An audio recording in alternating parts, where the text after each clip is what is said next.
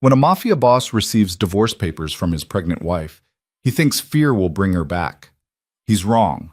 What Roman D'Angelo doesn't know is that the woman carrying his child has already gathered enough evidence to burn his entire empire to the ground, and she's not asking for his mercy. She's taking everything. If you want to see how a silent war destroys a king who thought he was untouchable, stay with me until the end. Hit that like button and drop a comment with your city so I can see how far this story travels. The envelope arrived at 9:17 a.m. Roman D'Angelo's secretary, a sharp-eyed woman named Carla, who had worked for him for 6 years, stood in the doorway of his private office holding it like it might explode. The return address was from a law firm she didn't recognize. The paper was expensive. The seal was formal. "Mr. D'Angelo isn't in yet," she said to the courier, a kid who looked like he wanted to be anywhere else. "Signature required," the kid said, shoving a tablet toward her. Carla signed. The kid left. She set the envelope on Roman's desk, centered it perfectly on the leather mat, and walked out. She had been around long enough to know when something felt wrong. Roman didn't arrive until almost 11. He walked in the way he always did, expensive suit, easy smile, phone pressed to his ear. He was laughing at something someone said, waving Carla off when she tried to speak. He dropped into his chair, finished his call, and only then noticed the envelope. He opened it without much thought. The first page was a petition for divorce. Roman read the first line, then the second. Then he stopped reading and stared at the paper like it had personally insulted him. His jaw tightened. His hand, which had been relaxed a moment ago, curled into a fist around the edge of the document. He stood up so fast his chair rolled backward and hit the wall. "Carla!" She appeared in the doorway immediately. "Yes, Mr. D'Angelo?" "When did this come?" "About 2 hours ago." "And you didn't think to call me?" "You were in a meeting, sir. I didn't want to—" "Get out!" She left without another word. Roman sat back down. He read the petition again, slower this time, scanning every line. His wife's name was printed at the top in clean, professional type. Vivian Marie Hale. Not Vivian D'Angelo. She hadn't used his name.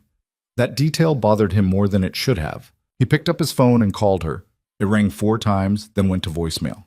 He called again, same result. He tried a third time, and this time she answered. "What?" Vivian said. "Not a question, a statement." "You want to explain what the hell this is?" "You got them. Good." Her voice was calm, too calm. Roman could hear traffic in the background, the faint hum of the city moving around her. She wasn't home. She was somewhere public, somewhere he couldn't reach her immediately. "Vivian, I don't know what kind of game you think you're playing. It's not a game, Roman. I filed for divorce. The papers are real. You'll be hearing from my attorney." "Your attorney?" He laughed, but there was no humor in it. "You don't have an attorney." "I do now." He leaned back in his chair, forcing himself to sound reasonable. "Baby, listen to me. Whatever this is, whatever you think I did, we can talk about it. Just come home and we'll figure it out." "I'm not coming home. You're carrying my child." "I'm aware." "So you're just going to walk away? Take my kid and disappear?" "I'm not disappearing. I'm leaving you. There's a difference." Roman's hand tightened around the phone. He could feel his pulse in his temples, that slow burn of anger he'd learned to control years ago, threatening to crack through. "Where are you right now?" "That's not your concern anymore." "Vivian, sign the papers, Roman. Don't make this harder than it has to be." She hung up. Roman sat there for a long moment, staring at his phone. Then he threw it across the room. It hit the wall and shattered into 3 pieces. Vivian stood on the corner of 8th Avenue and 43rd Street, phone still in her hand, breathing slowly through her nose. Her heart was pounding, but her hands were steady.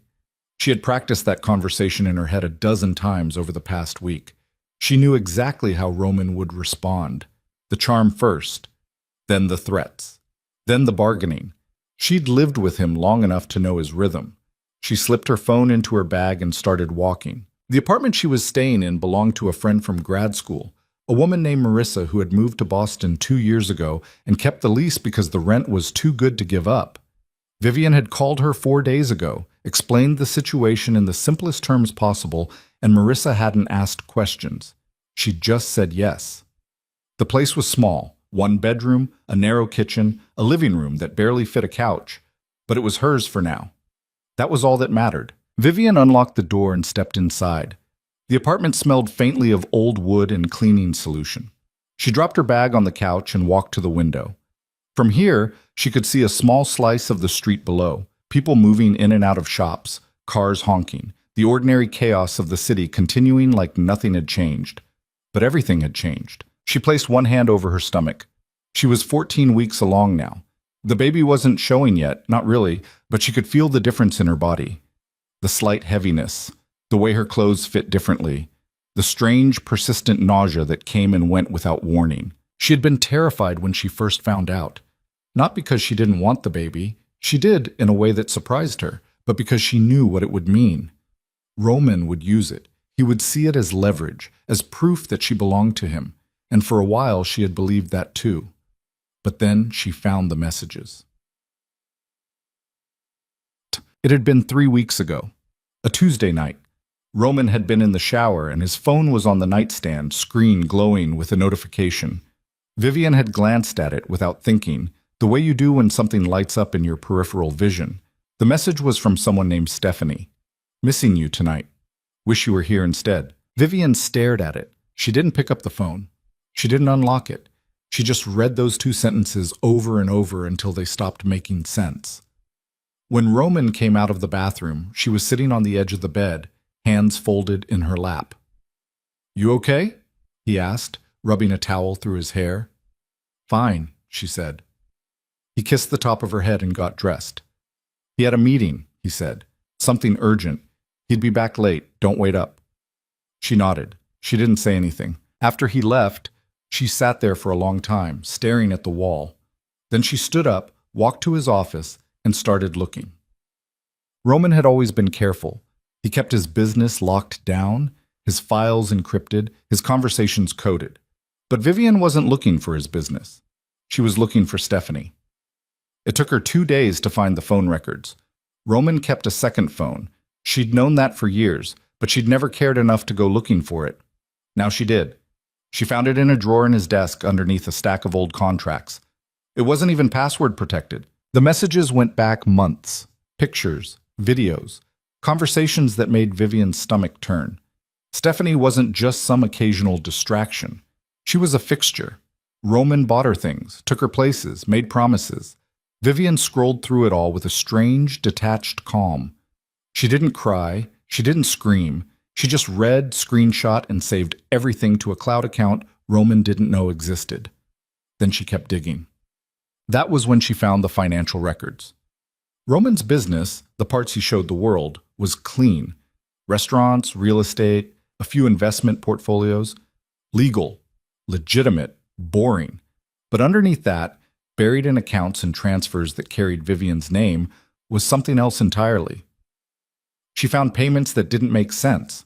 Wire transfers to offshore accounts, loans issued under her credentials, shell companies registered in her name that she had never heard of. Roman had been using her. Not just emotionally, legally, financially. He had woven her into the framework of his operation so deeply that if it ever collapsed, she would go down with it.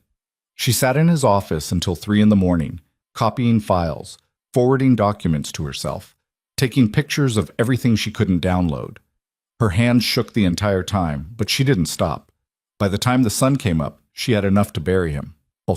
Roman spent the rest of that first day making calls. He called his lawyer. He called his accountant. He called 2 men he trusted more than anyone else in his organization and told them to find Vivian. Not hurt her, not scare her, just find her, confirm she was safe, confirm she was alone. They reported back within hours. She was staying in an apartment in Hell's Kitchen. No one was with her, no boyfriend, no secret ally, just her. Roman felt a flicker of relief. If she was alone, she was manageable, emotional, reactive. He could work with that. He called her again that night. She didn't answer. He sent a text. "We need to talk, face to face." She replied an hour later. "No. Vivian, I'm trying to be reasonable here. Sign the papers. You're being childish." No response. He tried a different approach. "I know you're scared, I get it, but walking away isn't going to fix anything. We can work this out." For the baby, still nothing. He stared at his phone, jaw tight, and then made another call. "Freeze the accounts," he said. The man on the other end hesitated. All of them? Every joint account, every card in her name. I want her locked out by morning. Roman, are you sure that's— Do it! He hung up. If Vivian wanted to play games, fine, but she was going to learn very quickly that she didn't have the resources to fight him. Vivian woke up the next morning to a text from her bank. Your account access has been temporarily restricted. Please contact customer service for assistance. She sat up in bed, blinking at the screen. Then she opened her banking app. Locked. She tried her credit card account. Locked. The savings account she'd had since college. Locked. She wasn't surprised. She had expected this. She got out of bed, made herself coffee, and opened her laptop. She logged into the backup account she had opened 2 weeks ago, the one Roman didn't know about. The balance was modest, everything she'd been able to move quietly over the past few days. But it was enough.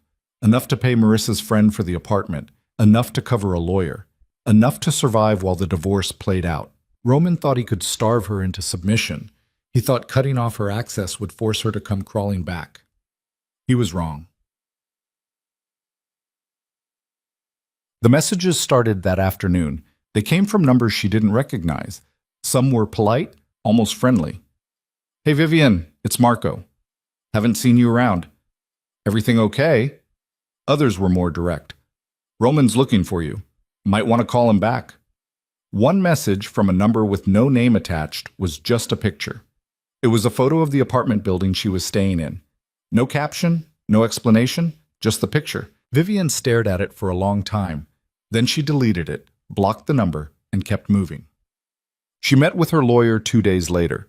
His name was David Brennan, a wiry man in his 50s with graying hair and a reputation for taking on cases no one else wanted. Vivian had found him through a referral from a colleague, someone who knew what Roman was without her having to explain it outright. They met in his office, a cramped space on the 3rd floor of a building in Midtown. David sat across from her with a notepad, listening as she walked him through everything. The affair, the financial records, the accounts in her name, the threats. He didn't interrupt. He just took notes, nodding occasionally, his expression unreadable. When she finished, he set his pen down and leaned back in his chair. This is bad, he said. I know. No, I mean, this is really bad. If even half of what you're saying is true, your husband isn't just controlling. He's criminal, and he's set you up to take the fall if anything goes wrong. I know, Vivian said again. David studied her for a moment. You understand what you're asking me to do, right? We're not just filing for divorce. We're dismantling a very dangerous man's entire operation. He's not going to let that happen quietly. I'm not asking him to be quiet. I'm asking you to help me get out. David nodded slowly. All right, but we do this carefully. We document everything. We build the case brick by brick, and we don't make a move until we're ready. How long will that take? As long as it takes. Vivian met his eyes. I'm pregnant. I don't have forever. I know. We'll move fast, but we move smart. She nodded. David pulled out a contract. First things first, you're going to sign this. It establishes attorney-client privilege. Everything you tell me stays between us. Everything you give me is protected. Vivian signed without hesitation. Good, David said. Now, let's talk about what you have. Over the next 2 weeks, Vivian and David worked in careful, methodical silence. She gave him copies of everything she'd taken from Roman's office. Bank statements, wire transfer records, emails, messages, photos. David went through it all with the focus of a man defusing a bomb, sorting the useful from the irrelevant, flagging the pieces that could stand up in court. This, he said one afternoon, holding up a printed spreadsheet, is gold. These transfers tie directly back to your name. If we can prove you had no knowledge of them, we can not only get you out of the marriage, we can get you immunity, maybe even protection. What about Roman? Roman's going to have a very bad year. Vivian felt something loosen in her chest. Not relief, not yet, but hope. Small and fragile, but there. Roman, meanwhile, was losing his patience. Vivian hadn't contacted him in over 2 weeks. She hadn't responded to his messages. She hadn't tried to access the accounts. She was just gone. Silent. Invisible. It drove him insane. He sent people to the apartment in Hell's Kitchen, but she was never there when they knocked. He had someone tail her, but she moved unpredictably, taking different routes, switching cabs, disappearing into buildings and coming out hours later like she knew she was being watched. She was sharper than he'd given her credit for. That realization bothered him more than anything else. One night, sitting in his office with a glass of whiskey, Roman called his oldest friend, a man named Vincent, who had known him since they were kids running numbers in Brooklyn. "She's not coming back," Vincent said. "She will." "Roman, listen to yourself. She filed for divorce. She's not answering your calls. She's locked you out. What part of that says she's coming back? She's pregnant. She needs me." "Maybe she doesn't." Roman's hand tightened around his glass. "Whose side are you on?" "Yours. That's why I'm telling you to let her go." "I'm not letting her go." Vincent sighed. "Then what are you going to do?" Roman didn't answer. "Yeah." The first crack in Roman's armor came 3 weeks after Vivian filed. One of his associates, a man named Tony, who ran a construction front on the Lower East Side, called him in the middle of the night. "We've got a problem," Tony said. "What kind of problem?" "The kind where people are asking questions." Roman sat up. "What people?" "I don't know, but someone's been digging, looking at permits, contracts, payments. They're asking about transfers that went through last year, the ones under your wife's name." Roman felt his blood go cold. "How deep are they digging?" "Deep enough that I'm calling you at 2 in the morning. Shut it down." "I'm trying, but whoever this is, they're not going away." Roman hung up and stared at the ceiling. Vivian. It had to be. Balm. The next morning, Roman showed up at the apartment in Hell's Kitchen unannounced. He knocked on the door. No answer. He knocked again, harder this time. The door opened a crack and a woman he didn't recognize peered out. She was younger than Vivian, with short dark hair and a guarded expression. "Can I help you?" she asked. "I'm looking for Vivian." "She's not here." "When will she be back?" "I don't know." Roman smiled, but it didn't reach his eyes. "Listen, I don't know who you are, but Vivian is my wife. I have a right to see her." "No," the woman said calmly. "You don't." She closed the door. Roman stood there for a moment, staring at the wood. Then he turned and walked away. Not. By the time the court date arrived, Roman had gone through every play in his book. He'd tried charm. He'd tried threats. He'd tried cutting her off financially. He'd tried using his network to pressure her into silence. None of it worked. Vivian showed up to court with David Brennan at her side, dressed in a simple gray suit, her expression calm and unreadable. She didn't look at Roman. She didn't acknowledge him. She just sat down and waited. Roman, for the first time in years, felt something he hadn't felt in a long time. Uncertainty.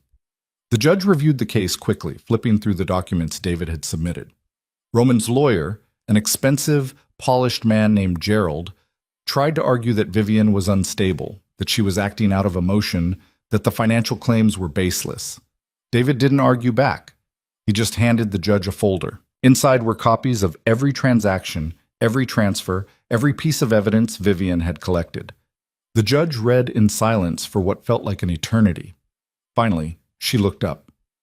"Mr. D'Angelo," she said, "I'm going to ask you a very simple question. Did you or did you not use your wife's name and credentials to facilitate financial transactions without her knowledge or consent?" Gerald started to speak, but the judge held up a hand. "I'm asking Mr. D'Angelo." Roman's jaw tightened. Yes or no, Mr. D'Angelo?" He didn't answer. The judge closed the folder. "I'm granting a temporary restraining order. Mr. D'Angelo, you are not to contact Mrs. Hale in any form.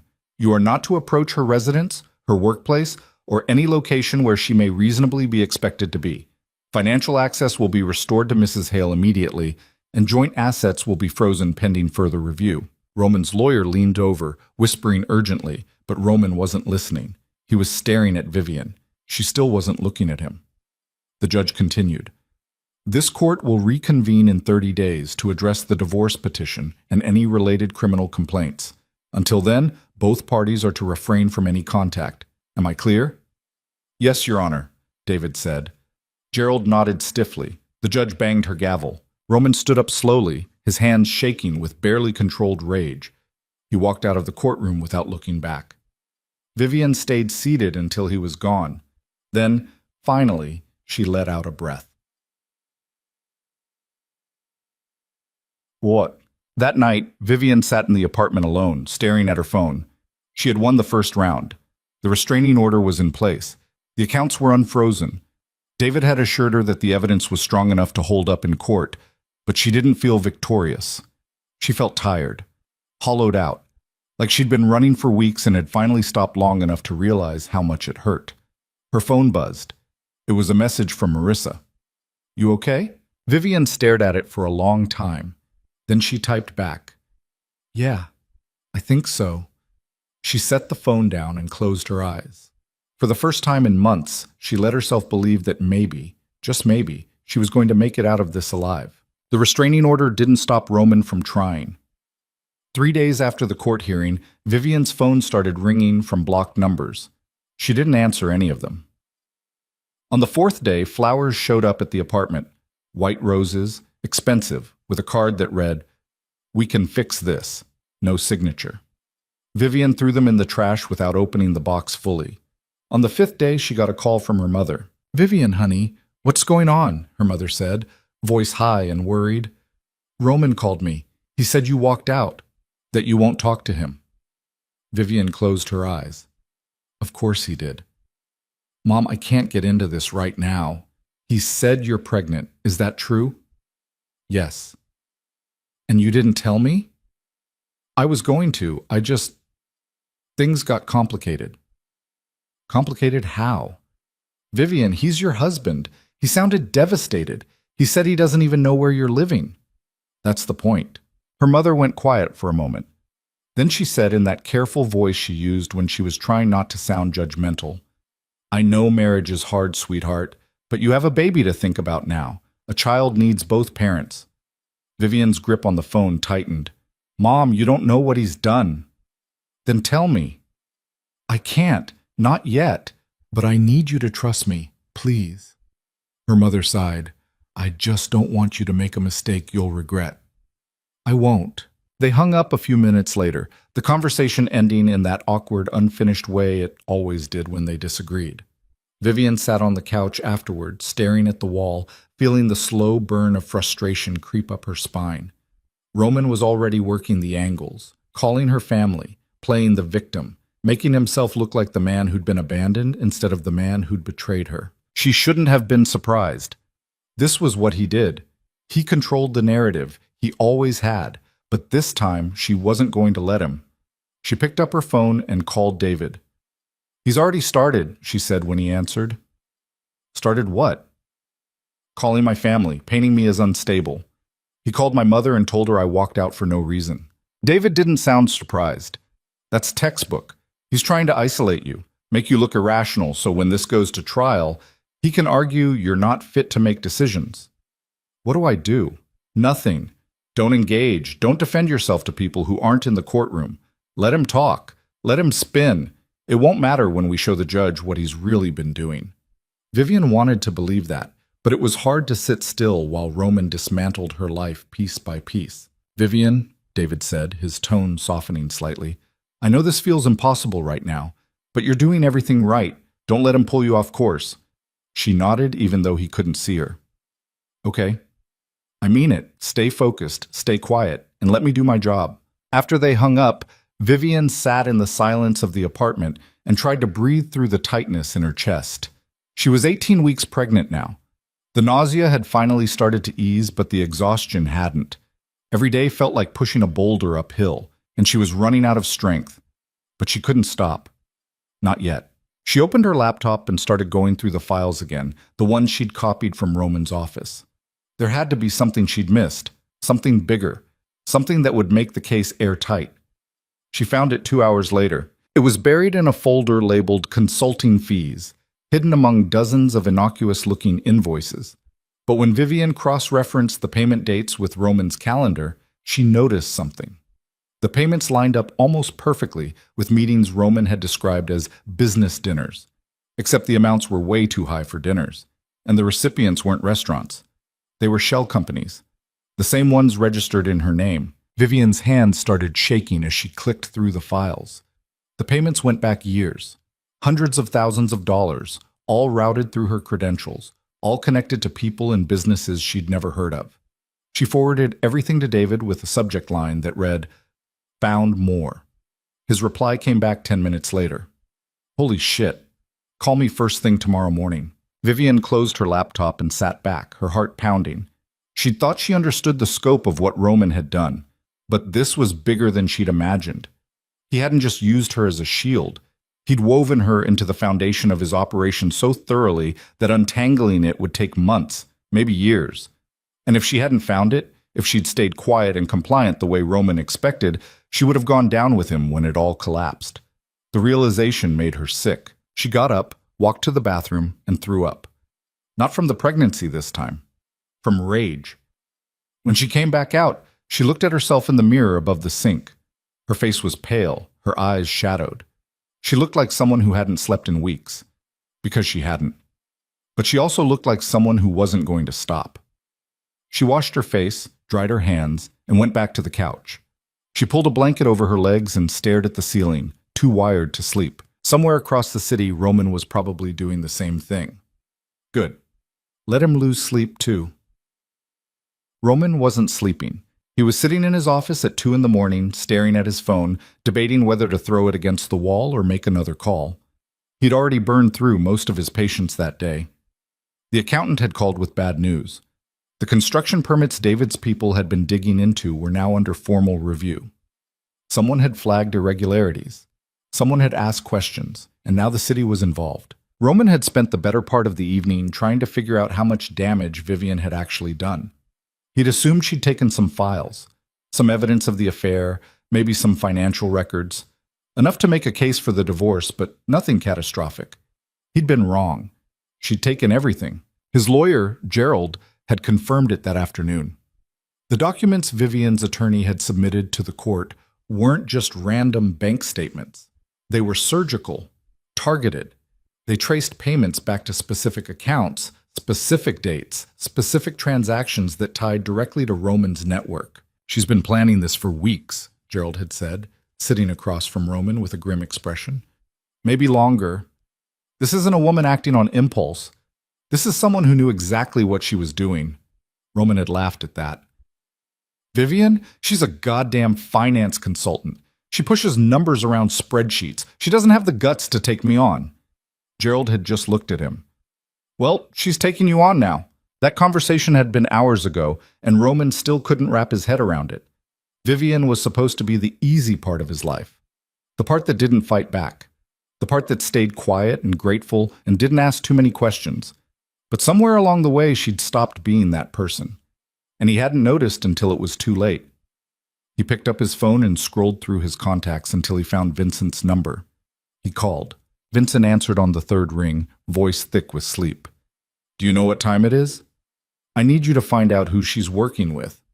"Roman, someone's helping her. She didn't do this alone. I need to know who." Vincent sighed. "You're obsessing. I'm protecting myself." "No, you're spiraling, and it's making you sloppy." Roman's jaw clenched. "Don't tell me how to handle my own wife." "She's not your wife anymore, Roman. Not really. The sooner you accept that, the better. She's pregnant with my kid. And she's still left. What does that tell you?" Roman didn't answer. Vincent's voice softened slightly. "Look, I get it. You're angry. You feel disrespected. But going after her like this, it's not going to end the way you think it will." "Then how is it going to end?" "Badly, for both of you." Roman hung up without saying goodbye. He sat there for a long time, staring at the dark screen of his phone, feeling the anger coil tighter in his chest. Vincent was wrong. Vivian was wrong. They were all wrong. This wasn't over. Not by a long shot. Look. The following week, Vivian met with David again, this time in a small conference room he'd rented in a building near the courthouse. He'd brought in another attorney, a woman named Rachel Ortiz who specialized in financial fraud cases. Rachel was sharp, direct, and didn't waste time on pleasantries. "These records," Rachel said, spreading printouts across the table, "are unbelievable. I've seen shell company schemes before, but this is next level. Your husband wasn't just hiding money. He was using you as the anchor point for the entire operation." Vivian nodded. She'd already figured that much out. "Here's the thing," Rachel continued. "If the court finds out about this, and they will, Roman's not just looking at a divorce. He's looking at charges, fraud, money laundering, possibly racketeering if they can tie it back to his other activities. Good, Vivian said. Rachel raised an eyebrow. You understand that means you'll be caught in the middle, right? They're going to question you, investigate you. They'll want to know how much you knew and when you knew it. I didn't know anything. I believe you, but you're going to have to prove it. David leaned forward. That's where the timeline helps. We can show that Vivian only discovered these accounts and transactions a few weeks ago. We have her initial access logs, the date she started copying files, everything. It's clear she wasn't involved. Rachel nodded slowly. Okay, that's workable. But it's going to get messy.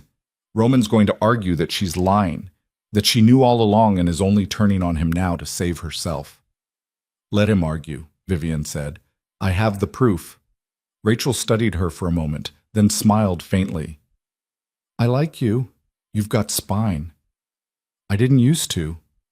Well, you do now. They spent the next 2 hours going through the details, mapping out a strategy for the next court date. Rachel would file a motion to bring the financial records into evidence. David would continue building the divorce case, and Vivian would sit tight and let them do the work. When they finally wrapped up, Vivian felt drained but oddly lighter. She was starting to see the shape of the endgame. It was still far off, still hazy, but it was there. As she left the building, she noticed a car parked across the street. Black sedan, tinted windows. She didn't recognize it, but something about the way it sat there, engine idling, made her stomach twist. She walked quickly toward the subway, glancing back once. The car didn't follow, but she couldn't shake the feeling that someone had been watching. That night, Vivian got a call from an unknown number. She almost didn't answer, but something made her pick up. Hello? Silence on the other end. Just breathing. Who is this? She asked. The line went dead. Vivian stared at her phone, her pulse spiking. She waited for the number to call back. It didn't. She blocked it and tried to convince herself it was nothing. A wrong number. A telemarketer. But she didn't believe that. She double-checked the locks on the apartment door, pulled the curtains closed, and spent the rest of the night sitting on the couch with her laptop open. The light from the screen, the only thing cutting through the darkness. She didn't sleep. Roman, meanwhile, was making moves. He called in favors. Quiet ones. The kind that didn't leave a trail. He had people check into David Brennan's background, looking for leverage. They found nothing useful. The guy was clean, boring. No scandals, no debts, no secrets. Roman tried a different angle.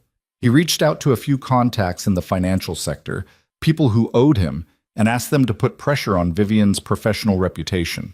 Nothing overt, just whispers, doubts, suggestions that maybe she wasn't as reliable as she seemed. It didn't work.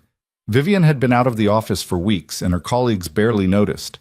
She'd always kept to herself, didn't play office politics, didn't make enemies. She was harder to destroy than Roman had anticipated. That realization gnawed at him. He started drinking more. Scotch, mostly. Expensive bottles he didn't taste. He'd pour a glass, sit in his office, and stare out the window at the city below, wondering how the hell everything had fallen apart so quickly. He thought about Stephanie, the woman he'd been seeing on the side. She'd stopped answering his calls after the court hearing. Probably got spooked, or maybe she just didn't care anymore. Either way, she was gone too. Everyone was leaving.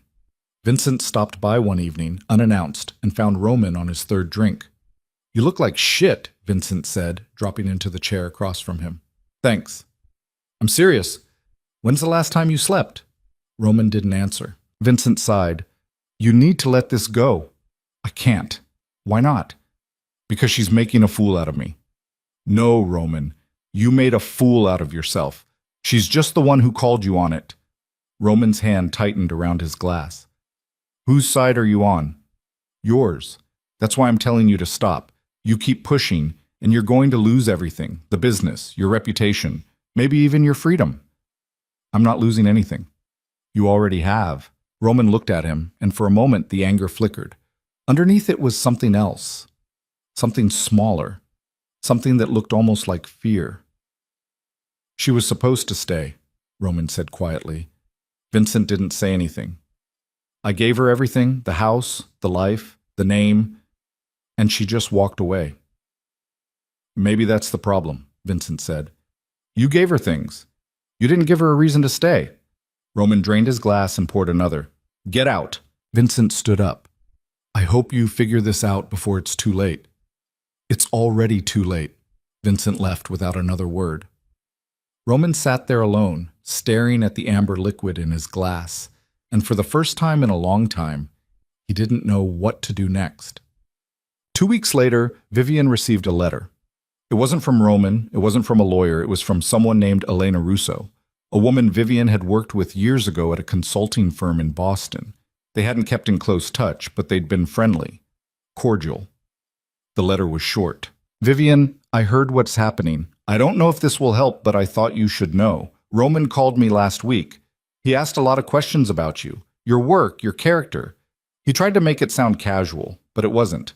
I didn't tell him anything, but I wanted you to know he's digging. Be careful. Elena Vivian read the letter twice, then set it down on the table. Her hands were shaking. Roman was reaching out to people from her past, trying to build a case against her, trying to find something, anything, he could use to discredit her. She called David immediately. He's going after my reputation, she said. I know, I expected that. What do I do? Nothing. Let him dig. He's not going to find what he's looking for. How do you know? Because I've already talked to your former colleagues. 3 of them. They all said the same thing. You were professional, competent, and trustworthy. If Roman tries to bring character witnesses into court, we'll have our own. Vivian exhaled slowly. Okay. Vivian, listen to me. Roman's getting desperate. That's good for us. Desperate people make mistakes. Just keep doing what you're doing. Stay quiet. Stay out of sight. Let him burn himself out. She hung up and tried to take David's advice, but it was hard to stay calm when she could feel Roman circling closer, looking for weak points, testing the walls she'd built around herself. She spent the next few days holed up in the apartment, working remotely, avoiding anywhere Roman might expect her to be. Marissa had offered to let her stay in Boston for a while, but Vivian didn't want to run. Running felt like losing, and she wasn't going to lose. The break came from an unexpected place.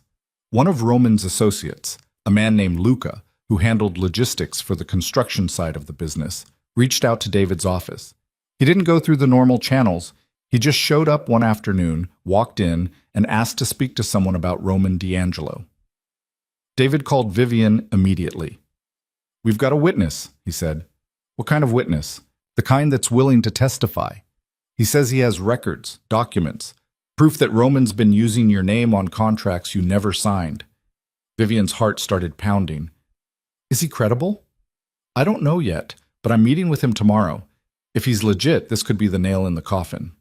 Vivian sat down slowly. Why would he turn on Roman? I don't know, maybe Roman screwed him over. Maybe he's trying to save his own skin. Does it matter? I guess not. Vivian, if this guy's telling the truth, we won't just win the divorce. We'll destroy Roman's entire operation. She didn't know how to feel about that.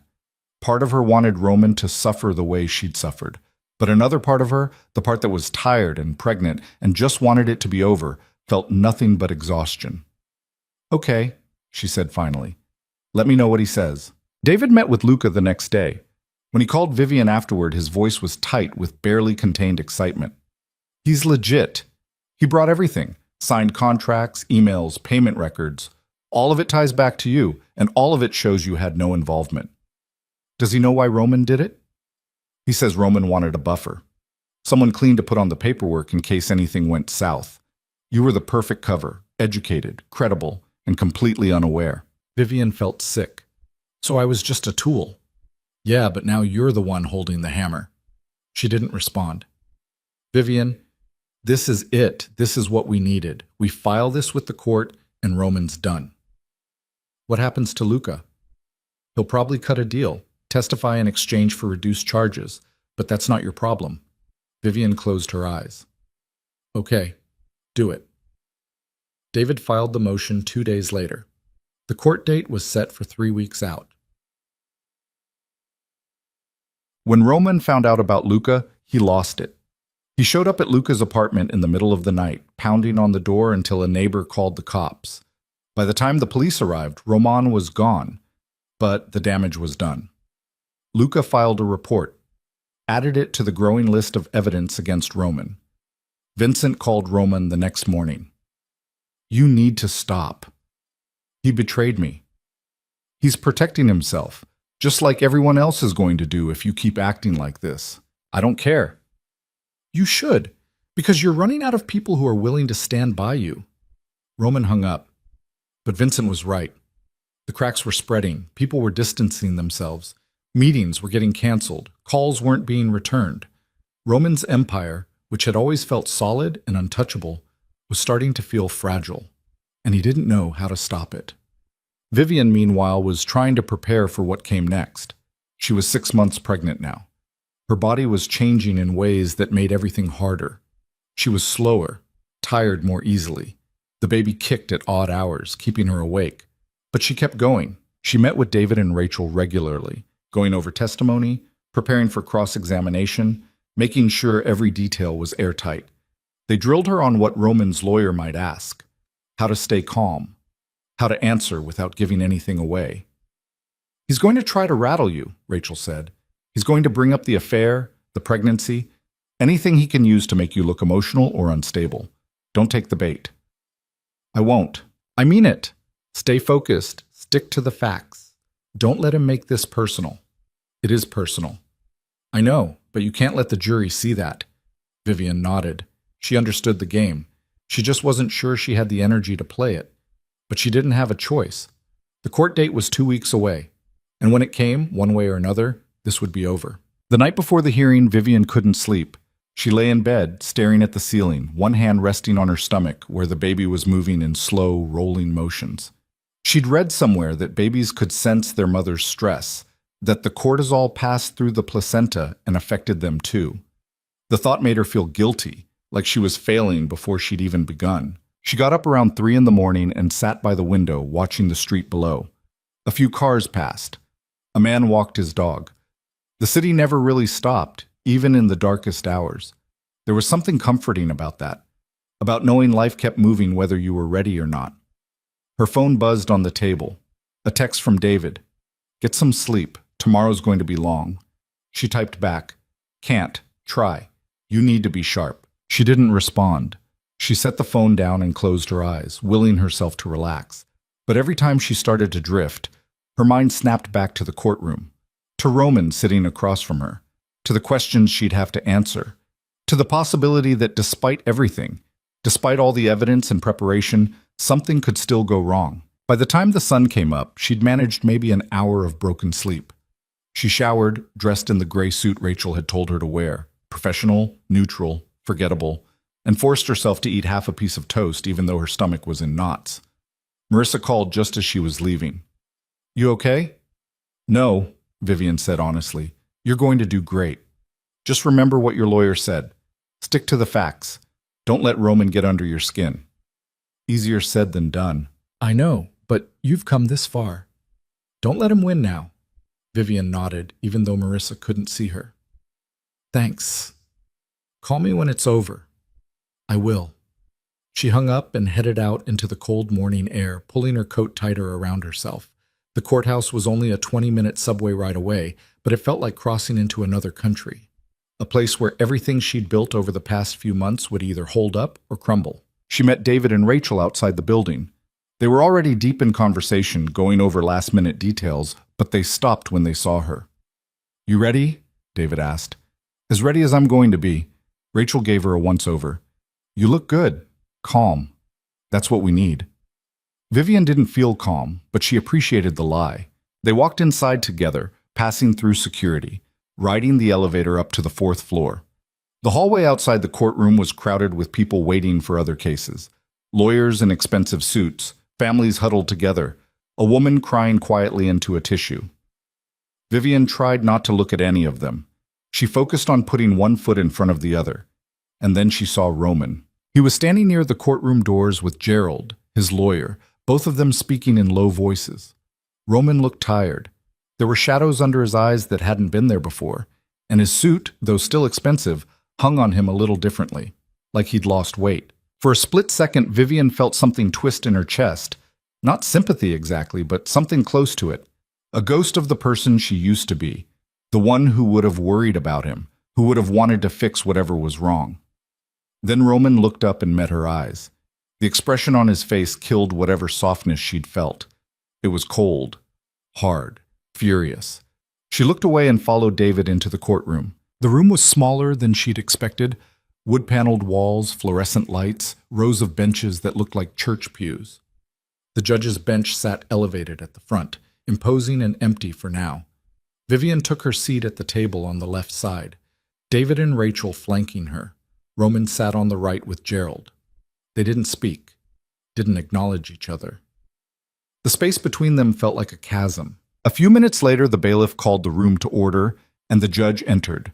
She was the same woman from the first hearing, middle-aged, sharp-eyed, no nonsense. She sat down, reviewed the file in front of her, and then looked up. We're here today to address the petition for divorce filed by Mrs. Vivian Hale against Mr. Roman D'Angelo, as well as associated financial and legal matters that have been brought to the court's attention. I've reviewed the submitted documents from both parties. This is going to be a long day, so let's get started. Mr. Brennan, you may proceed. David stood up. Thank you, Your Honor. We'll be presenting evidence that Mr. D'Angelo engaged in a pattern of financial misconduct, using Mrs. Hale's name and credentials without her knowledge or consent to facilitate transactions tied to illegal activity. We also have testimony from a witness who worked directly with Mr. D'Angelo and can corroborate these claims. The judge nodded. Mr. Patterson, your response? Gerald stood, buttoning his jacket. Your Honor, the defense maintains that Mrs. Hale was fully aware of the financial arrangements in question and is now attempting to distance herself in order to avoid accountability. We believe the evidence will show that she was a willing participant, not a victim. Vivian's jaw tightened, but she kept her face neutral. The judge looked between them. All right, let's hear it. Mr. Brennan, call your first witness. David called Luca Moretti to the stand. Luca walked in looking like a man who hadn't slept in days. He was in his 40s, stocky, with thinning hair and a nervous energy that made him fidget as he took the oath. He sat down, glanced briefly at Roman, and then looked away. David approached him slowly. Mr. Moretti, can you explain your relationship with Mr. D'Angelo? I worked for him, Luca said. His voice was rough, like he smoked too much. Logistics, construction contracts, that kind of thing. And in that capacity, did you have access to financial records? Yeah, I handled payments, invoices, made sure things got processed. Did you ever see documents signed by Mrs. Hale? Luca nodded. All the time. Can you describe those documents? Contracts mostly, loan agreements, transfer authorizations. Her name was on a lot of stuff. And did Mrs. Hale sign those documents herself? Luca hesitated, then shook his head. No. How do you know? Because I saw Roman sign them. He'd forge her signature. Did it right in front of me a couple times. Said it was easier that way. Less questions. A murmur went through the courtroom. The judge held up a hand for silence. David continued. Did Mrs. Hale ever visit the office or participate in any meetings related to these transactions? Never. I never even met her until I saw her picture in the files. So to your knowledge, she had no involvement in these financial arrangements? None. Roman used her name because it looked clean. That's it. Gerald stood up. Objection, Your Honor. This is speculation. The judge looked at Luca. Mr. Moretti, are you speculating or are you testifying to what you directly observed? I'm testifying to what I saw, Luca said. Roman told me himself. He said Vivian didn't need to know because she wouldn't understand the business anyway. The judge nodded. Overruled. Continue, Mr. Brennan. David walked Luca through a series of documents, each one showing Vivian's forged signature, each one tied to transactions she'd never authorized. Luca confirmed them all, his testimony clear and damning. When David finished, Gerald stood up for cross-examination. Mr. Moretti, Gerald said, his tone sharp, you're currently facing charges yourself, aren't you, related to your work with Mr. D'Angelo? Luca shifted in his seat. Yeah, and you've agreed to testify here in exchange for a reduced sentence, correct? Yeah. So you have a vested interest in making Mr. D'Angelo look bad. I have a vested interest in telling the truth, Gerald smiled thinly. Convenient. Tell me, Mr. Moretti, how many times did you personally witness Mr. D'Angelo forging Mrs. Hale's signature? Twice? Maybe 3 times. Maybe? So you're not sure? I'm sure I saw it at least twice. And the other documents you've referenced, the ones you claim were forged, you didn't actually see those being signed, did you? No, but so you're assuming they were forged based on what? Your belief that Mrs. Hale wasn't involved? Luca's jaw tightened. I'm basing it on the fact that she was never there, never in the office, never at the meetings, never on the calls. If she was part of it, where was she? Gerald didn't answer that. He just moved on. Mr. Moretti, isn't it true that you have your own reasons for wanting to discredit Mr. D'Angelo? That he fired you 2 months ago? Luca's face flushed. He didn't fire me. I quit. Because I didn't want to go down with him when this all blew up.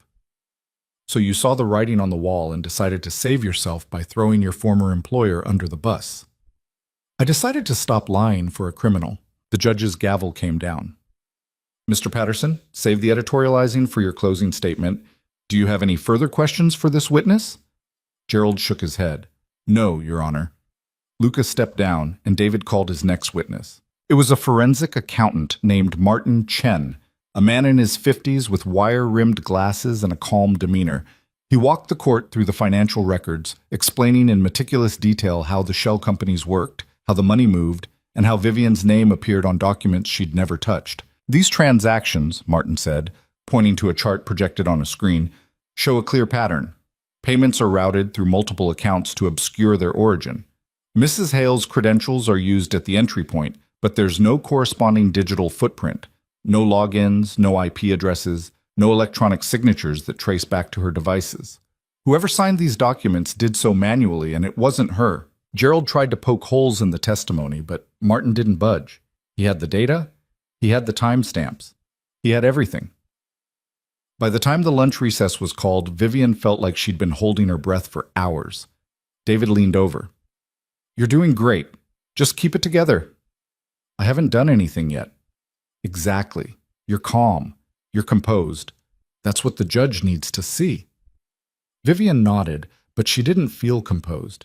She felt like she was barely keeping it together. They left the courtroom and found a quiet corner in the building's cafeteria. Rachel bought her a sandwich she didn't eat.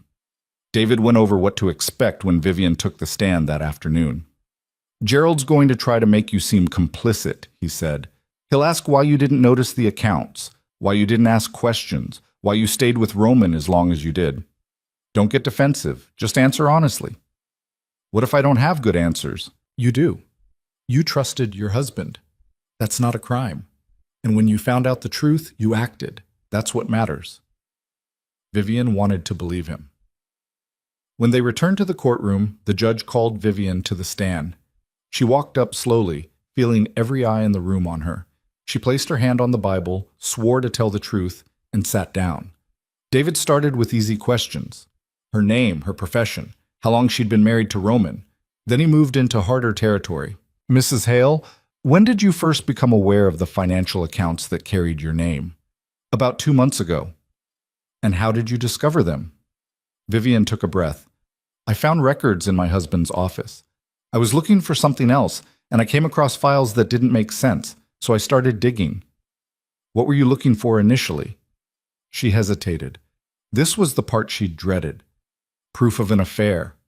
A murmur went through the room. The judge didn't react. David continued, And did you find that proof? Yes. What did you do with it? I documented it. Then I kept looking.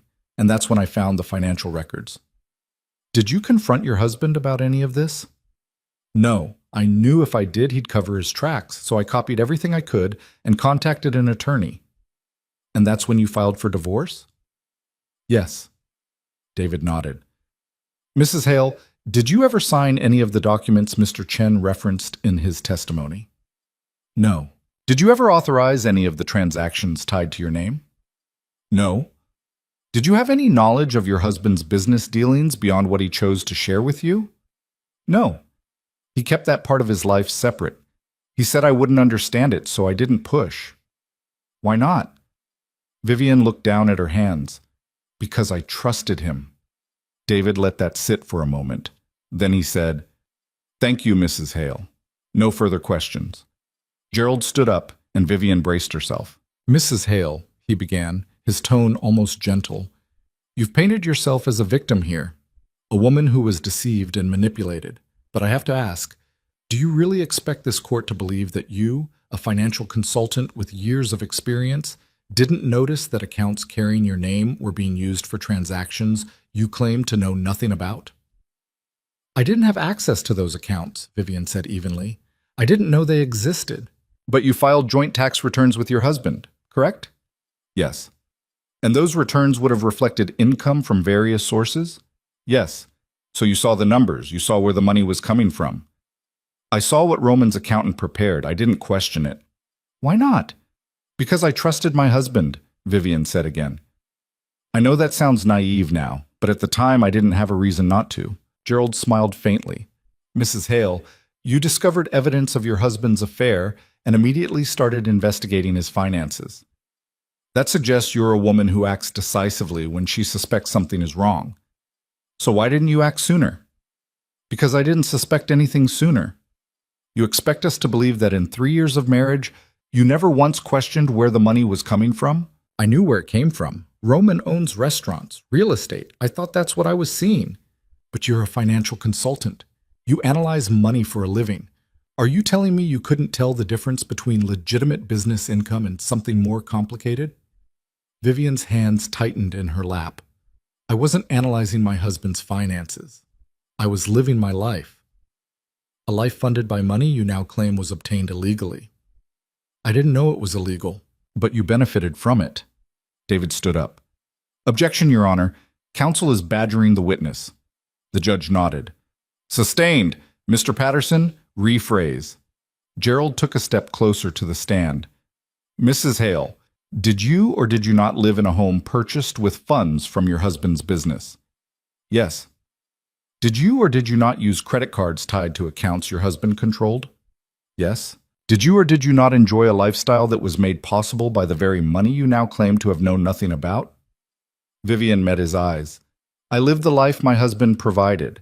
I didn't ask where every dollar came from because I didn't think I needed to. That was my mistake. But it doesn't mean I was part of what he did.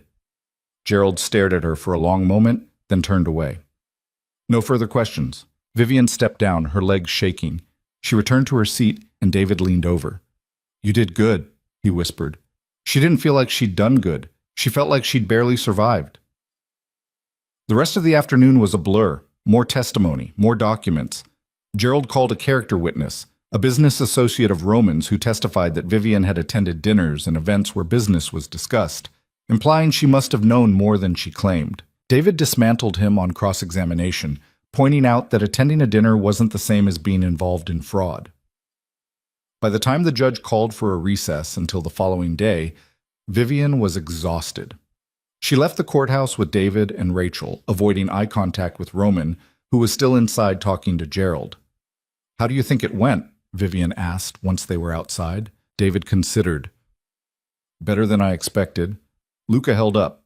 Martin was solid, and you didn't crack under Gerald's questions. That's huge. He made it sound like I was guilty. That's his job. But the evidence speaks for itself. The judge isn't stupid. She'll see through it. Rachel nodded. We're in good shape. Tomorrow's closing arguments. Then it's out of our hands. Vivian nodded, but the knot in her stomach didn't loosen. She went back to the apartment alone, too wired to eat, too tired to think. She sat on the couch and stared at the wall until her phone buzzed. It was a text from an unknown number. You think you've won. You haven't. Vivian stared at the message, her pulse spiking. She didn't respond. She blocked the number and set her phone face down on the table, but the words stayed with her. That night, she dreamed of Roman. In the dream, he was standing in the courtroom, smiling that same cold smile, and when she tried to speak, no sound came out. She woke up gasping, her shirt damp with sweat, the baby kicking hard against her ribs. She got up, drank some water, and sat by the window until the sun came up. Tomorrow was closing arguments. Tomorrow, one way or another, the judge would decide. And Vivian would finally know if the fight had been worth it. She dressed carefully that morning, the same gray suit, the same neutral expression. She met David and Rachel outside the courthouse, and together they walked back into the building, back into the courtroom, back into the war she'd been fighting for months. The judge entered. The room went silent. We'll hear closing arguments now, the judge said. Mr. Brennan? David stood. He didn't use notes, he just spoke, his voice calm and clear. Your Honor, this case is about a woman who trusted the wrong person. Vivian Hale believed in her husband. She believed in the life they were building together. And he used that trust to commit fraud, to launder money, and to shield himself from the consequences of his actions. The evidence is overwhelming. Mr. D'Angelo forged her signature. He used her name without her consent. He built an entire criminal network on the foundation of her reputation. And when she discovered the truth, she didn't run. She didn't hide. She came forward. She brought the evidence to this court. That's not the action of a co-conspirator. That's the action of a woman trying to do the right thing. Mrs. Hale deserves her freedom. She deserves protection, and she deserves justice. He sat down. Gerald stood next.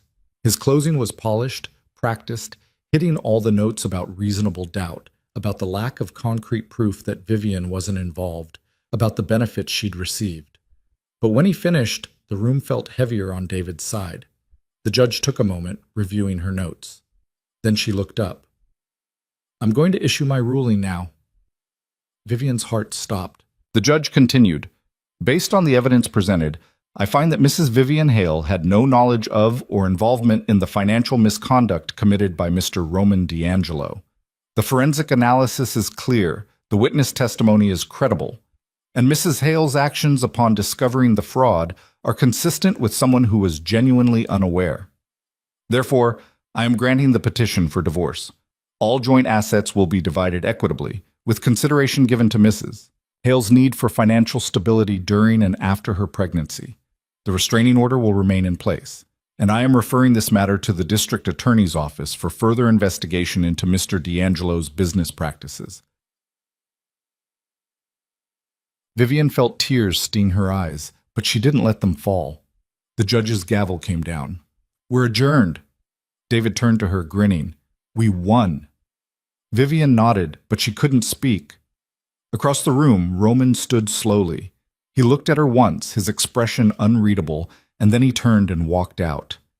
Vivian watched him go, and for the first time in months, she felt like she could breathe. The relief Vivian felt walking out of that courtroom lasted exactly 3 days. On the 4th day, she got a call from David. We have a problem, he said. Vivian was sitting in the apartment, folding laundry she'd been avoiding for a week. The baby was due in 2 months, and she'd been trying to focus on normal things. Preparing, nesting, pretending that winning in court meant the war was actually over. What kind of problem? Roman's not signing the final paperwork. She stopped folding. What do you mean he's not signing? I mean, Gerald called this morning and said Roman's refusing to sign off on the asset division. He's contesting the amounts. Says the split isn't fair. The judge already ruled. I know, but he can delay the process, file appeals, drag this out for months if he wants to. Vivian sat down slowly. Why would he do that? Because he's angry. Because he's losing control. Take your pick. She closed her eyes. So what do? We wait. We file motions to compel. We push back. But Vivian, I need you to prepare for the possibility that this isn't over yet. I thought it was over. The divorce is granted. The court ruled in your favor. But getting Roman to actually let go, that's a different fight. She hung up feeling like the floor had dropped out from under her. She'd been so focused on getting through the trial, on proving her case, that she hadn't thought about what came after. She'd assumed Roman would accept the ruling and move on. But Roman didn't accept things. He fought. He controlled. And even from a losing position, he could make her life hell if he wanted to. She called Marissa. He's not signing, Vivian said as soon as Marissa picked up. What? Why not? Because he's Roman. Because he can't stand losing. Marissa swore under her breath. Can he actually stop the divorce? No, but he can delay everything else. The money, the custody agreement, all of it. That's insane. That's Roman. There was a pause. Then Marissa said, You need to get out of that city. Come to Boston. Stay with me for a while. Get some distance. I can't run every time he pulls something. It's not running. It's protecting yourself. And the baby. Vivian looked down at her stomach. She was 32 weeks now.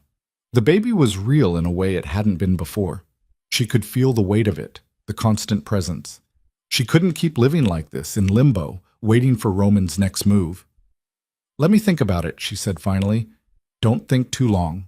After they hung up, Vivian sat in silence for a long time.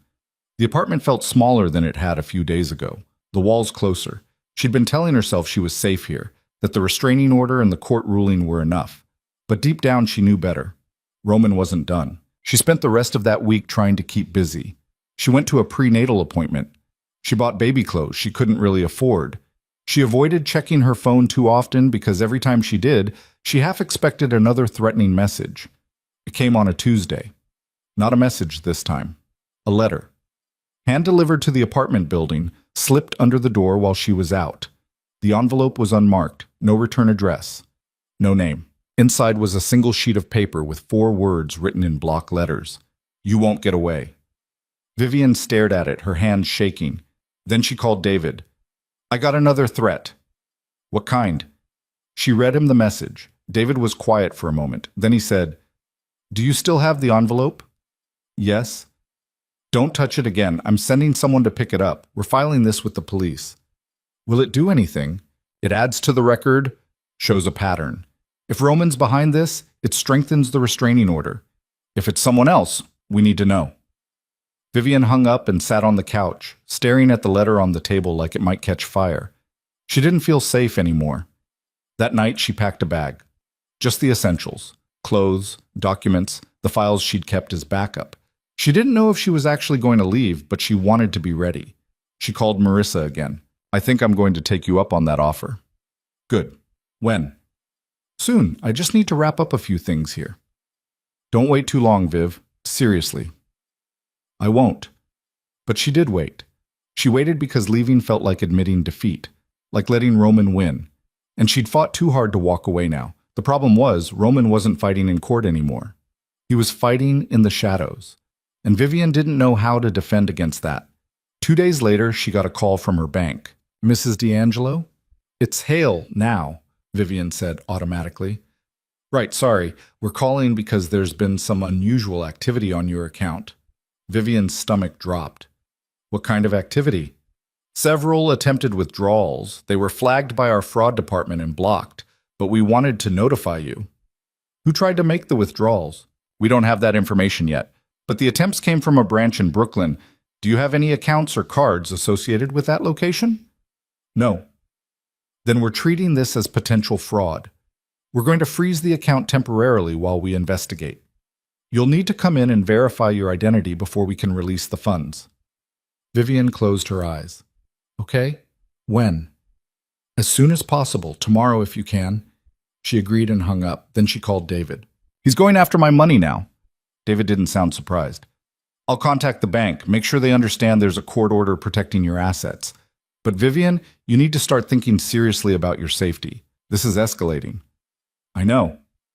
I'm not just talking about finances. If Roman's willing to commit fraud, if he's sending threats, he's not thinking clearly. People like that don't stop until they're forced to." "What are you saying?" "I'm saying maybe you should leave the city for a while. Go somewhere he can't find you, at least until the baby's born." Vivian wanted to argue, but she couldn't, because David was right. She went to the bank the next morning and spent 3 hours sorting out the fraud claim. They unfroze her account, issued new cards, and assured her the security would be tightened. But Vivian left feeling more exposed than ever. She walked back to the apartment slowly, taking a different route than usual, checking over her shoulder every few blocks. The city felt different now. Less like home, and more like a trap. When she got back, there was someone waiting outside the building. It was Vincent. Vivian stopped on the sidewalk, her heart pounding. She recognized him from the few times she'd met Roman's inner circle. He was older, mid-50s, with graying hair and a face that looked like it had seen too much. "Mrs. Hale," he said, stepping forward, "can we talk?" "I don't think that's a good idea." "I'm not here to threaten you. I'm here to warn you." Vivian hesitated. Then she said, 5 minutes. They walked to a coffee shop on the corner and sat in a booth near the back. Vincent ordered coffee. Vivian ordered tea she didn't drink. "Roman's losing it," Vincent said without preamble. I figured. "No, I mean really losing it. He's not sleeping, not eating. He's making bad decisions, pushing people away. The business is falling apart and he's too obsessed with you to notice. That's not my problem. It is if he comes after you. Vivian met his eyes. Is that what you're here to tell me? That he's going to come after me? Vincent looked uncomfortable. I don't know what he's going to do, but I know he's desperate, and desperate men do stupid things. Why are you telling me this? Because I've known Roman a long time, and I've seen what happens when he doesn't get his way. I don't want to see you get hurt, or the baby. Vivian's hand moved to her stomach instinctively. Then stop him. I can't. Nobody can. That's the point. So what am I supposed to do? Vincent leaned forward. Leave. Get out of the city. Go somewhere he can't find you, and don't come back until this is over. The court case is over. I won. The court case is over. The war isn't. They sat in silence for a moment, then Vincent stood up. I shouldn't have come here. If Roman finds out, he'll cut me out too. But I couldn't just stand by and watch this happen. He pulled a card from his wallet and slid it across the table.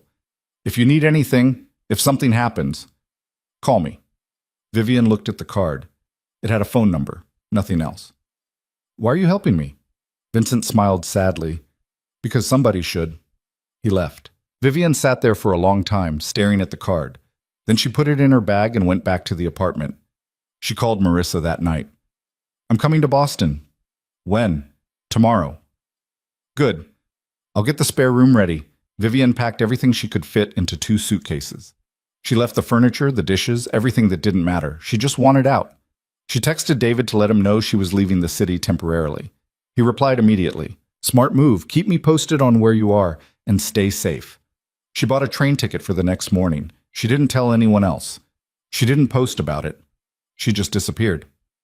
The train ride to Boston felt like crossing into another world.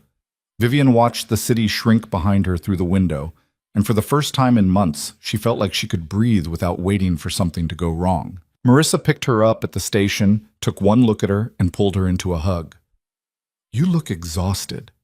I am. Well, you're here now. You're safe. Let's get you home. Marissa's apartment was small but warm, filled with books and plants and the kind of comfortable clutter that came from actually living somewhere. She'd set up the spare room with clean sheets, a nightstand, and a lamp. It wasn't much, but it felt like a sanctuary. Vivian dropped her bags and sat on the bed, feeling the tension in her shoulders start to unwind. You hungry? Marissa asked from the doorway. Not really. When's the last time you ate? Vivian couldn't remember.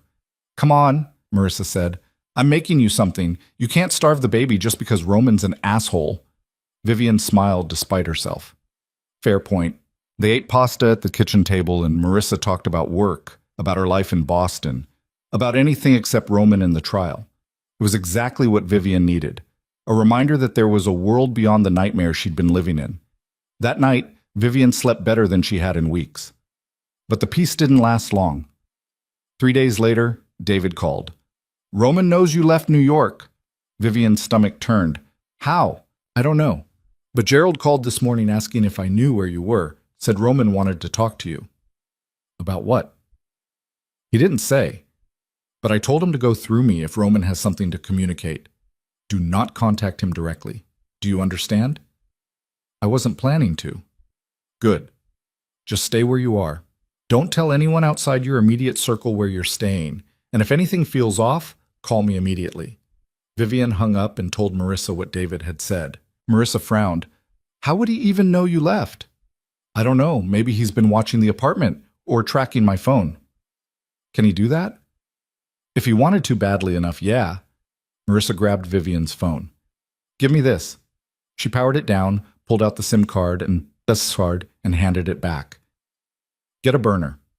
Don't use this one unless you absolutely have to, and when you do, don't do it from here. Vivian nodded. She felt paranoid, but maybe paranoid was smart right now. She bought a cheap prepaid phone the next day and only gave the number to David, Marissa, and her mother. She stayed inside most of the time, avoiding places where someone might recognize her. It felt like hiding, because it was, but it also felt necessary. A week passed, then 2. Vivian's due date was getting closer, and she started preparing in small ways. She found a local clinic that accepted her insurance. She bought diapers and bottles. She tried to focus on the baby, instead of the constant low-level dread that Roman might show up at any moment. Then, on a Thursday afternoon, David called the burner phone. Roman's business is collapsing. Vivian sat down. What happened? The DA opened a full investigation. They've frozen assets, seized records, brought in half his associates for questioning. The whole thing is unraveling. Is that good or bad for me? Good, probably. The more pressure he's under, the less time he has to focus on you. But it also means he's cornered, and cornered animals are dangerous. So what do I do? Exactly what you're doing. Stay out of sight. Let this play out. Vivian wanted to feel relieved, but all she felt was tired. She hung up and stared out the window at the gray Boston sky. Winter was coming. The baby was coming. And somewhere in New York, Roman was watching his empire fall apart. She should have felt victorious. But mostly, she just felt sad. Not for Roman. For the life she'd thought she was building. For the version of herself that had believed in him. For the time she'd lost trying to make something work that was broken from the start. Marissa came home that evening and found Vivian sitting in the dark. You okay? I don't know. Marissa turned on the light and sat down beside her. You want to talk about it? Not really. Okay, you want ice cream? Vivian smiled faintly. Yeah, that sounds good. They ate ice cream and watched bad reality TV until Vivian felt human again. It wasn't much, but it was enough. The next few weeks were quiet. Too quiet. Vivian kept waiting for the other shoe to drop, for Roman to find her, for something to go catastrophically wrong. But nothing did. She started going for walks around the neighborhood, short ones at first, then longer. She found a park nearby and sat on a bench, watching people live their normal lives. Parents with strollers, joggers, dog walkers. It was so ordinary it almost hurt. She wanted that. The ordinary, the boring, the safe. And for the first time, she started to believe she might actually get it. She was 37 weeks pregnant when David called with news. Roman's been indicted. Vivian's breath caught. For what? Fraud, money laundering, racketeering. The DA threw everything at him. He's looking at serious time if he's convicted. When's the trial? Months away. But he's out on bail for now. The judge set it high, but he made it. So he's still out there. Yeah, but he's not allowed to leave the state, and he's being monitored. If he violates any conditions, he goes straight to jail. Vivian didn't know how to feel. Part of her wanted Roman locked up immediately, but another part of her, the part that remembered who he'd been before all this, or who she'd thought he was, felt something closer to pity. Vivian, there's something else. She braced herself. What? He's asking to see the baby, after it's born. He wants visitation rights. Vivian's hand tightened around the phone. No. I figured you'd say that, but legally he has a case. He's the father. Unless we can prove he's a danger to the child, the court might grant supervised visits. He is a danger. To you, yes. But to the baby? We'd have to prove that. He threatened me. He tried to steal my money. He's under indictment for crimes that could put him away for years. How is that not dangerous? I'm not disagreeing with you. I'm just telling you what we're up against. We'll fight it. But you need to be prepared for the possibility that he gets some form of access. Vivian felt sick. I can't let him near my child. I know. We'll do everything we can, but the law doesn't always work the way we want it to. After they hung up, Vivian sat in the quiet of Marissa's apartment and cried. Not the loud, messy kind of crying, just silent tears running down her face as she stared at the wall. She'd thought winning in court would be the end, but it wasn't. It was just the beginning of a different kind of fight. Marissa found her like that an hour later. What happened? Roman wants to see the baby. Marissa sat down beside her. Can he do that? Maybe. David's going to fight it, but there's no guarantee. That's bullshit. I know. They sat together in silence. Then Marissa said, You know what? Screw him. You're going to have this baby. You're going to be an amazing mom, and you're going to build a life that's so good, so full, that Roman and all his chaos won't even matter anymore. Vivian wanted to believe that. She really did. 2 weeks later, on a cold December morning, Vivian's water broke. Marissa drove her to the hospital, gripping her hand through every contraction, talking her through the pain. The labor was long and hard, and nothing like the calm, peaceful birth Vivian had imagined. But when it was over, When the nurse placed a tiny, screaming baby girl in her arms, everything else fell away. She looked down at her daughter's face, red and wrinkled and perfect, and felt something shift inside her, a fierce, overwhelming protectiveness that she'd never experienced before. "She's beautiful," Marissa whispered. Vivian nodded, unable to speak. She named her daughter Emma. No middle name, no connection to Roman, just Emma. David came to visit 2 days later, bringing flowers and a stuffed bear. "She's perfect," he said, peering at the baby in Vivian's arms. "She is. How are you feeling?" "Tired, sore, terrified," David smiled. "That sounds about right. Did you tell Roman?" David's expression shifted. "I had to. It's part of the custody agreement. He knows she was born. And? He wants to meet her." Vivian's arms tightened around Emma. "No." "Vivian, I said no." David sighed. "We're filing a motion to block unsupervised visitation, but the court's going to want a compelling reason. We're building the case, but it takes time." "How much time?" "A few months, maybe longer." Vivian looked down at Emma, sleeping peacefully against her chest. "He's not touching her. I'm going to do everything I can to make sure that doesn't happen." After David left, Vivian sat alone with her daughter, feeling the weight of the fight that was still ahead. She'd thought getting away from Roman would be the hard part, but staying away, protecting Emma, building a life that he couldn't reach, that was going to be even harder. But as she looked at Emma's tiny face, she knew one thing for certain. She wasn't giving up. Not now. Not ever. The first 3 months with Emma were the hardest and best of Vivian's life. She barely slept. The baby woke every 2 hours, crying with a force that seemed impossible for something so small. Vivian would stumble out of bed, pick her up, feed her, change her, rock her back to sleep, and then collapse into bed herself, only to do it all over again 90 minutes later. Marissa helped when she could, but she had work. A life. Vivian couldn't ask her to put everything on hold indefinitely. So most of the time, it was just Vivian and Emma.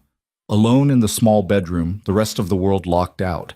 And somehow, despite the exhaustion and the fear and the constant worry that Roman would find a way to take Emma from her, Vivian felt something she hadn't felt in years. Peace. Not the kind that came from everything being perfect. The kind that came from knowing she'd made the right choice. That she'd gotten out. That her daughter would never grow up watching her mother shrink herself to fit into a man's idea of what she should be. David called every few weeks with updates. Roman's trial had been postponed twice. The prosecution was building their case slowly, methodically, and Roman's legal team was doing everything they could to delay.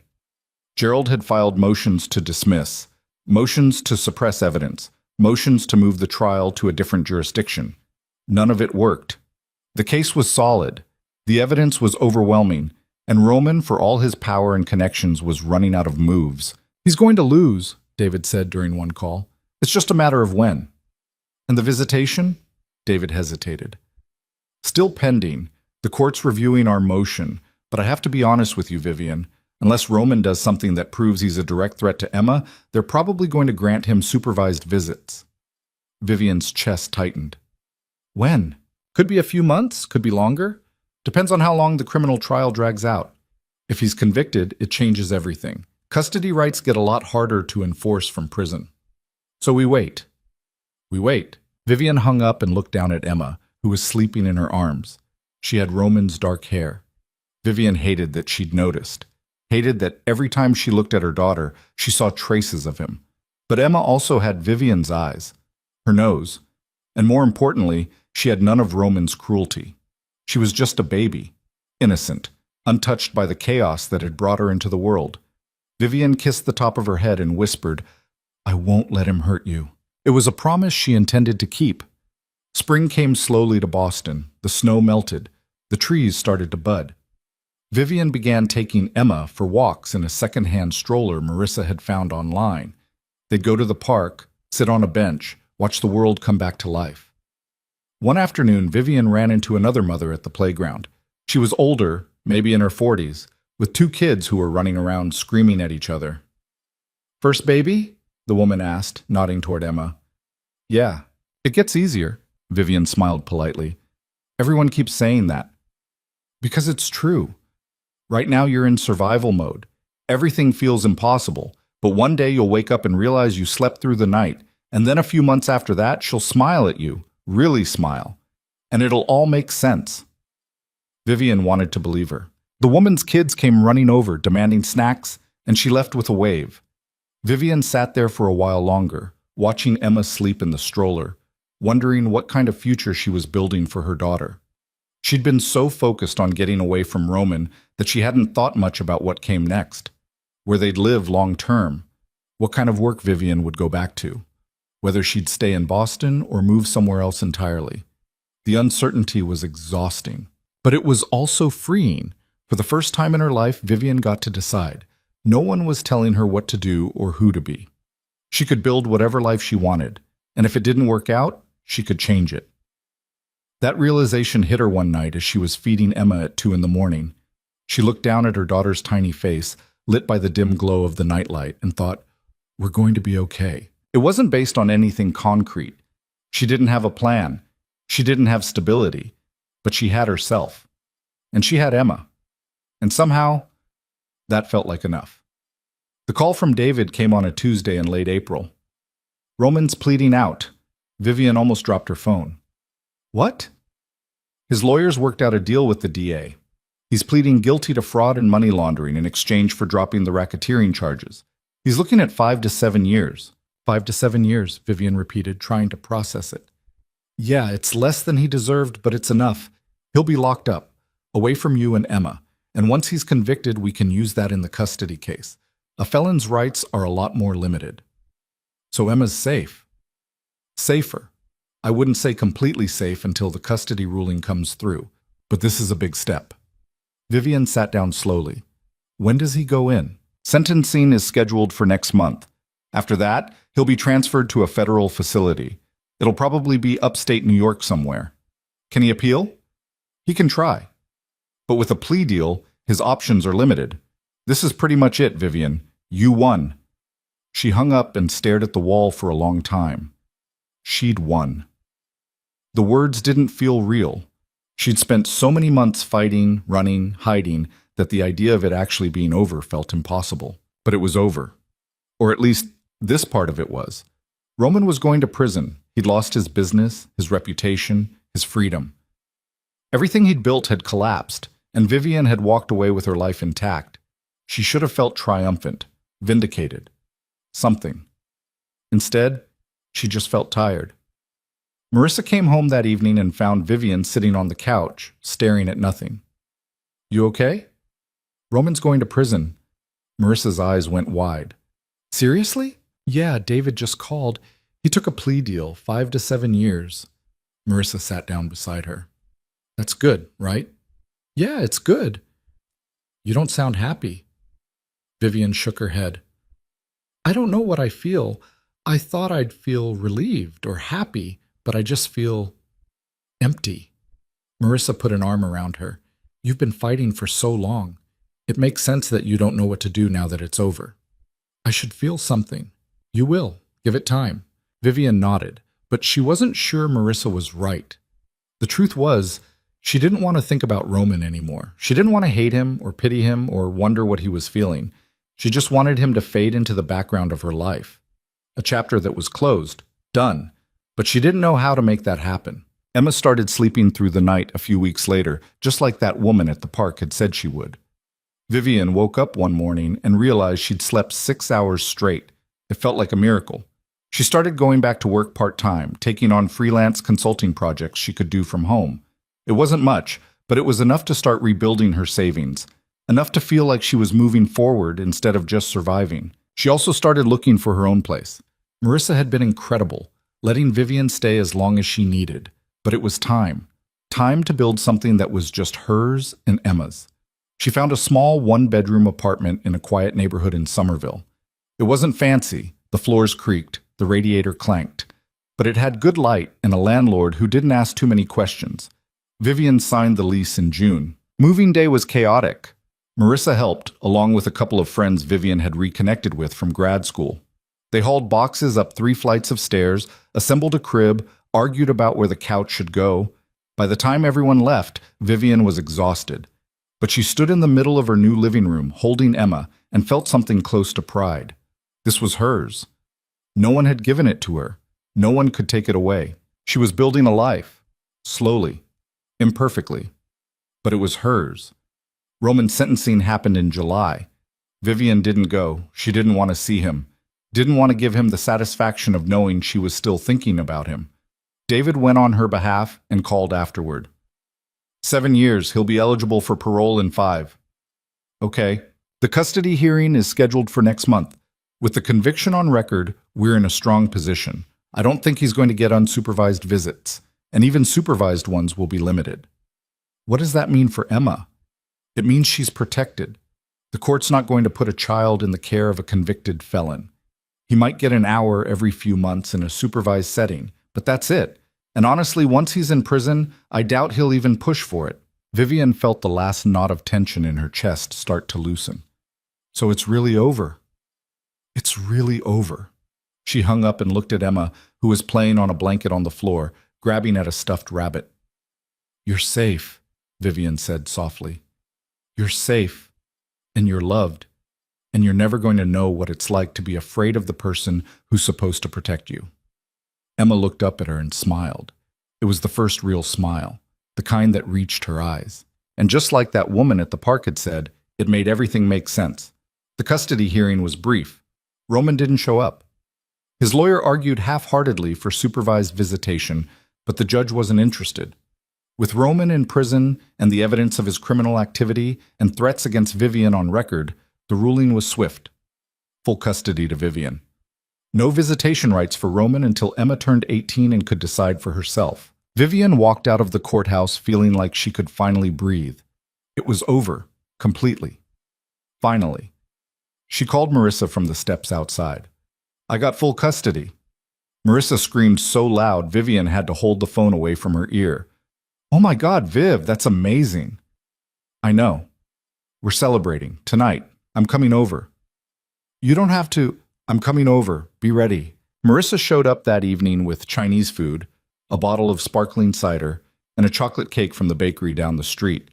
They ate on the floor of Vivian's apartment, Emma sleeping in her crib in the next room, and for the first time in over a year, Vivian laughed. Really laughed. The kind that made her stomach hurt. You did it, Marissa said, raising her glass. You got out. You protected your kid. You won. Vivian clinked her glass against Marissa's. We did it. I couldn't have done this without you. Yeah, you could have, but I'm glad you didn't have to. They stayed up late, talking about everything and nothing. And when Marissa finally left, Vivian sat alone in the quiet apartment and felt something she hadn't felt in a long time. Happiness. Not the fleeting kind. The deep, bone-level kind that came from knowing she'd survived something that should have broken her. And she hadn't just survived. She'd come out the other side stronger. The months passed. Summer turned to fall. Emma learned to crawl, then to pull herself up on furniture. Vivian went back to work full-time, finding a remote position with a firm that didn't ask about the gap in her resume. She built routines, made friends, started dating casually, though nothing serious. She wasn't ready for that. Maybe she wouldn't be for a long time, and that was okay. She didn't need a man to make her life complete. She had Emma. She had herself. She had a future that was hers to shape. One evening in late October, Vivian was putting Emma to bed when her phone rang. It was a number she didn't recognize, but something made her answer. Hello? Vivian, it's Vincent. She froze. She hadn't heard from him since that day in the coffee shop over a year ago. What do you want? I just wanted to check in, see how you're doing. I'm fine. And the baby? He's fine too. There was a pause. Then Vincent said, I heard about Roman, the sentencing. Yeah. I'm sorry it came to that. Vivian didn't know what to say to that. Are you? Yeah, I am. Roman and I go back a long way. But what he did to you, that wasn't right. Should have said something sooner. Should have done something. It's not your fault. Maybe not, but I didn't help either. They sat in silence for a moment. Then Vincent said, He's not doing well, in case you were wondering. I wasn't. Fair enough. I just thought you should know. He's not the same guy. Prison's breaking him down, and he knows he lost everything, including you. Good. Vincent sighed. Take care of yourself, Vivian, and that little girl. I will. He hung up. Vivian set the phone down and looked at Emma, who was already asleep, her tiny chest rising and falling in a steady rhythm. She didn't feel bad for Roman. She didn't feel anything for him. He'd made his choices, and now he was living with the consequences, just like she was living with hers. The difference was, her choices had led her to freedom. His had led him to a cell. Winter came. Emma's first birthday arrived in December. Vivian threw a small party, just her, Marissa, and a few friends. They sang happy birthday. Emma smashed a cupcake with her hands and got frosting everywhere. It was perfect. That night, after everyone had left and Emma was asleep, Vivian sat by the window and thought about how far she'd come. A year ago, she'd been terrified, alone, pregnant and running from a man who'd tried to destroy her. Now, she was here, in her own apartment, with a daughter who was healthy and happy, with a life that was messy and imperfect, but entirely hers. She thought about the women who didn't get out, the ones who stayed because they didn't have the resources or the support or the sheer stubborn determination to fight back. The ones who believed the lies their partners told them, that they were weak, that they couldn't survive alone, that leaving would only make things worse. Vivian had believed those lies too, for a while. But somewhere along the way, she'd stopped believing. She'd started trusting herself, and that had made all the difference. She couldn't go back and change the past. Couldn't undo the years she'd spent with Roman or erase the pain he'd caused. But she could move forward. She could build something better. And she could teach Emma, when the time came, that strength didn't mean never being afraid. It meant being afraid and doing the hard thing anyway. That was the lesson Vivian had learned. That was what she wanted to pass on. You don't have to be perfect to survive. You don't have to have all the answers. You just have to refuse to give up. Even when it feels impossible. Even when you're exhausted and terrified and everyone is telling you to stay quiet. You fight, you document, you leave, and you build a life worth living on the other side. Spring came again. Emma started walking. Vivian got a promotion at work. She started saving money, not just for survival, but for the future. For a house someday. For Emma's college fund. For the life she wanted to give her daughter. One Saturday afternoon in May, Vivian took Emma to the park, the same one where she'd met that woman 2 years ago. Emma was toddling around on unsteady legs, giggling every time she fell down. Vivian sat on a bench watching her, when a man sat down a few feet away. "She's adorable," he said, nodding toward Emma. Vivian glanced at him. He was around her age, maybe a little older, with kind eyes and an easy smile. He didn't look like he was trying too hard. Didn't look like he wanted anything from her. "Thanks," she said. "First kid?" "Yeah. It's exhausting, isn't it?" She laughed. "That's an understatement." He smiled. "I'm Julian." "Vivian." They talked for a few minutes. Nothing deep, just small talk about parenting and the weather and how the park was always crowded on weekends. But there was something comfortable about it. Something easy. When Emma started getting fussy, Vivian stood up to leave. "Maybe I'll see you around," Julian said. "Maybe." She didn't think much of it, but the next weekend he was there again, and the weekend after that. They started talking more. She learned he was a teacher, that he'd moved to Boston a few years ago for work, that he liked hiking and terrible action movies and cooking elaborate meals that never turned out the way he planned. He didn't ask about Emma's father, didn't pry into Vivian's past. He just showed up, week after week, and made her laugh. It took 3 months before Vivian agreed to have coffee with him outside the park. 6 months before she let him meet Emma properly. A year before she let herself believe that maybe, just maybe, this was real. Julian was patient. He didn't push. He didn't try to fix her or save her or claim her. He just existed alongside her, steady and kind, and let her come to him at her own pace. And slowly Vivian started to trust again. Not the blind, reckless trust she'd given Roman. The cautious, intentional kind that came from knowing what it cost to get it wrong. Julian earned it, every day. In small ways. By showing up. By listening. By respecting her boundaries. By being someone Emma could count on. 2 years after they met, Julian asked Vivian to marry him. They were sitting on the couch in her apartment, Emma asleep in the next room, and he just said it. No grand gesture, no ring at first, just the question, "Will you marry me?" Vivian looked at him, this man who had quietly become the steadiest part of her life, and felt something settle in her chest. "Yeah," she said, "I will." He pulled out a ring, simple, understated, perfect, and slid it onto her finger. They got married 6 months later in a small ceremony at a park overlooking the harbor. Marissa was Vivian's maid of honor. Emma, now 4 years old, wore a white dress and threw flower petals with more enthusiasm than accuracy. It was nothing like Vivian's first wedding. There was no extravagance, no performance, just the people who mattered, promising to show up for each other. And when Vivian said her vows, she meant every word, because this time she wasn't marrying someone who wanted to own her. She was marrying someone who wanted to build a life with her. There was a difference, and it mattered. After the ceremony, as they stood together watching the sun set over the water, Julian leaned down and whispered, "You okay?" Vivian looked at Emma, running around with Marissa's kids, laughing so hard she could barely breathe. She looked at the life she'd built from the rubble of the one that had almost destroyed her. "Yeah," she said, "I'm okay." And she was. Not perfect, not without scars, but okay. She thought about Roman sometimes. Not often, but occasionally. She wondered if he thought about her, if he regretted what he'd done, if he'd learned anything from the wreckage of his own making. But mostly, she didn't think about him at all. He was a chapter in her life, a painful one. But it was closed now. What mattered was what came next, and what came next was this. A quiet life in a city she'd chosen. A daughter who would grow up knowing what it meant to be loved without conditions. A partner who saw her as an equal, not a possession.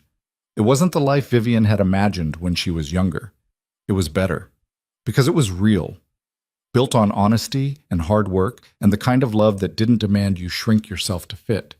Emma would grow up seeing that, learning that, knowing that she deserved nothing less. And maybe, Vivian thought, that was the real victory, not the courtroom ruling or the custody agreement or the money she'd managed to salvage. The real victory was this, standing here, free, whole, loved. Roman had tried to break her, and he'd failed. She'd walked through the fire, and she'd come out the other side, not unscathed, but standing. And that, in the end, was all that mattered. Vivian looked at Julian, at Emma, at the life they were building together, and smiled. She'd survived a man who thought he owned her. She'd rebuilt herself from the ground up. She'd learned what it meant to be strong, not because you never fall, but because you get back up. And now, finally, she was free to live, really live, without fear, without shadows, without the weight of someone else's expectations crushing her into something she was never meant to be. This was her life now, hers and Emma's and Julian's, built on truth and choice and the quiet, steady kind of love that didn't need to prove itself. It was more than enough. It was everything.